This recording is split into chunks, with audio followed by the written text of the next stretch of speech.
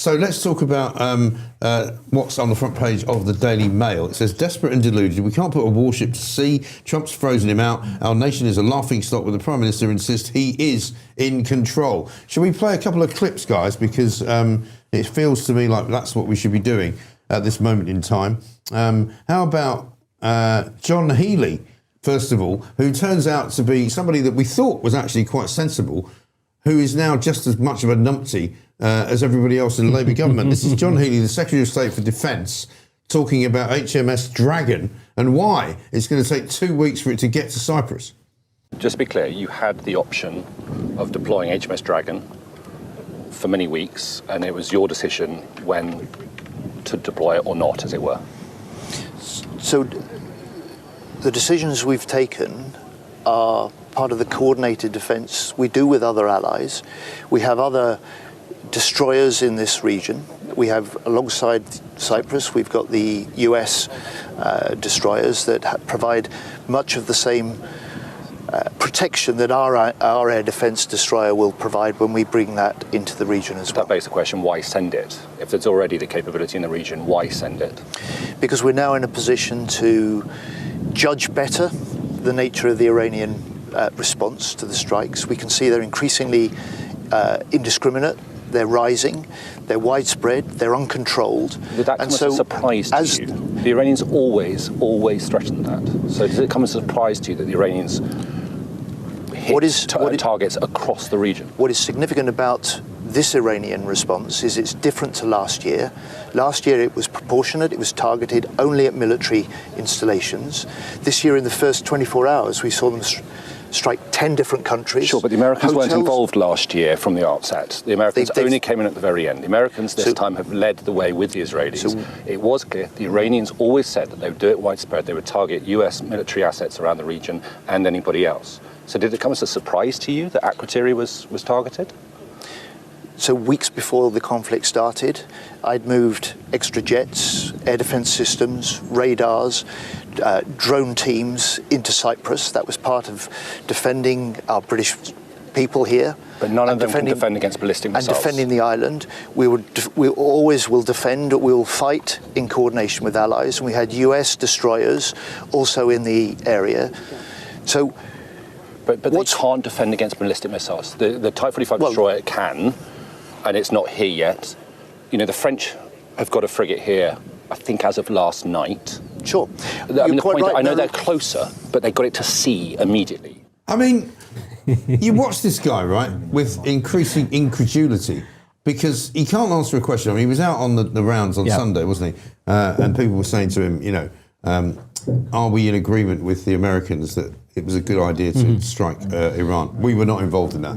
Yeah, but never mind that. Do you think we were right to do it? Or was America right to do it? Or was America wrong to do it? He couldn't say. He couldn't say. He didn't have his script. He's now standing in the Cyprus airbase, which is British, which has been under attack from Iran, and he still can't say whether or not he thinks we should attack Iran. And also, apparently, hilariously, he got there, and within about 5 minutes of him arriving, there was an alert, and they all had to run into a bunker, right? And, you know, I don't know whether it's just me, but he reminds me of Dobby, you know, from the Harry Potter film. I love that, yes, I can see that. He's got the ears, he's got the bald head. And this from Dan Hodges, who put this out yesterday.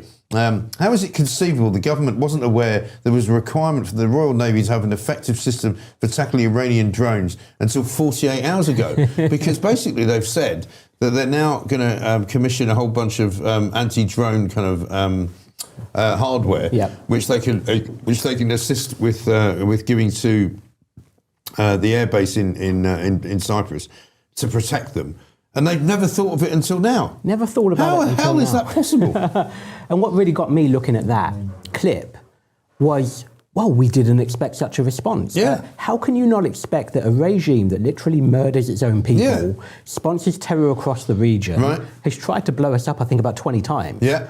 And has also a honeycombed kind of, terrorist network all over Western Europe. All over right? it. From Paris to Belgium to Brussels to London to Manchester to Bristol. You know, we know that there are, at any given time, something like 50,000 people operating in Britain, many of them funded by Iran, trying to do us harm. Yep. How are we not prepared for that? Oh, because they live in a nice, cosy world where everyone just sits there and has a cup of tea and says, oh, please don't do that. Oh, okay, sorry. They've never been confronted with actual bad people who do bad things. Absolutely right. Couple of messages to bring you. We've got a couple of super chats, of course.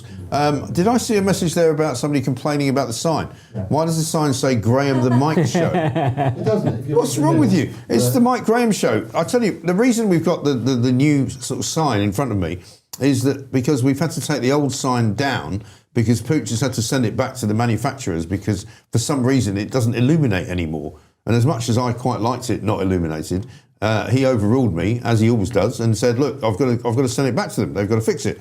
So I've got no say in the matter. And we've now got the new sign, which was sent in to us by somebody who printed it on a 3D printer.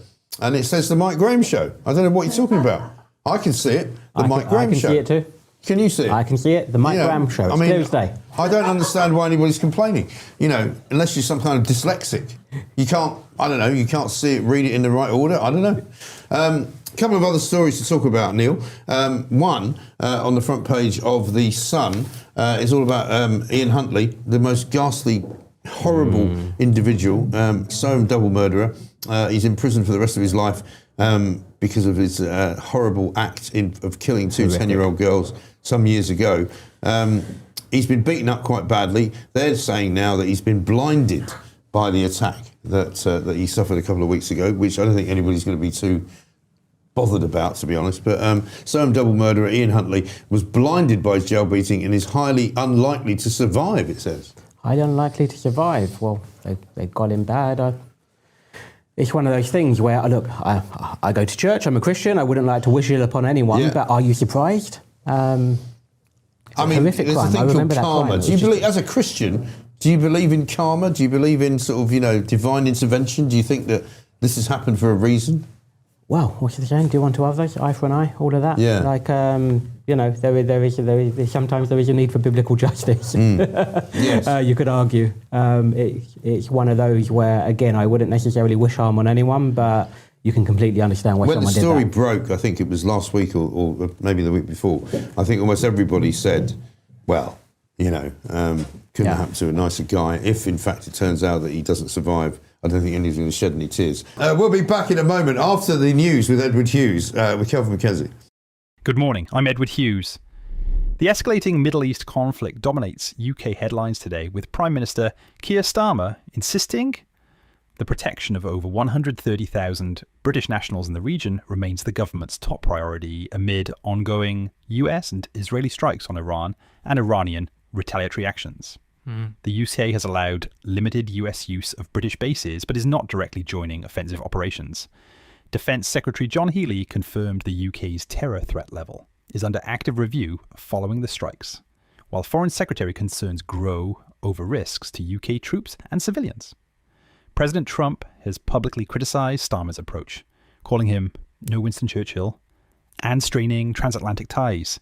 Elsewhere, Chancellor Richard III highlighted inflation forecasts averaging 2.3% for 2026, though growth projections were downgraded. Laters Tigers.